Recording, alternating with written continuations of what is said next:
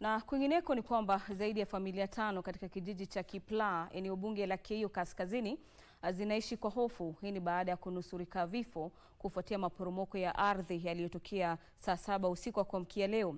Kisa hicho kinasemekana kusababishwa na mvua kubwa inayoendelea kunyesha kote nchini na ambayo ilisababisha kuporomoka kwa sehemu ya bonde kutokana na maji mengi yanayoshuhudiwa katika eneo hilo.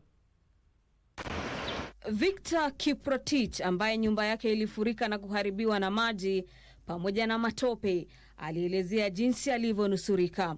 Alisema dakika 2 kabla ya mkasa walisikia mgurumo usio wa kawaida kutoka nyanda za juu. Walipotoka nje kubaini kilichokuwa kikijiri, walishuhudia maji yakianza kuporomoka na kuwalazimu kuchukua hatua za dharura kuwafahamisha majirani wao. Kwanza ilianza na maji ya red.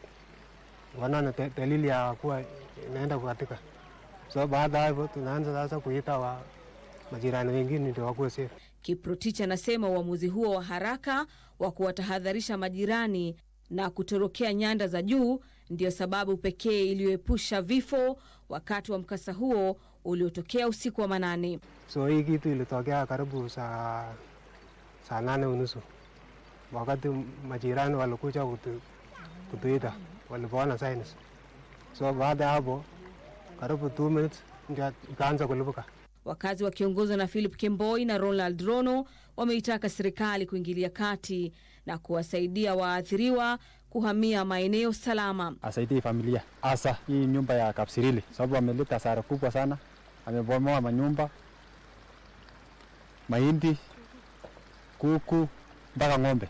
Wakazi hao walipendekeza kwamba serikali wapatie ardhi mbadala ya kuishi vilivyoathiriwa kwenye gazeti rasmi la serikali kama eneo la msitu kuepusha majanga mengine siku ya usoni. Tunaomba tu serikali atusaidie, tupande miti ama tuweke vitu kahawa na saidia hii familia ya Kapsirili.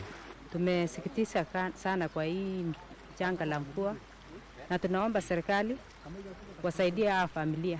Tunaona madhara mingi sana yenye imefanyika na waweze kutafutia watu shamba ili waweze waende waishi ndio waweke mamiti hapa hivi.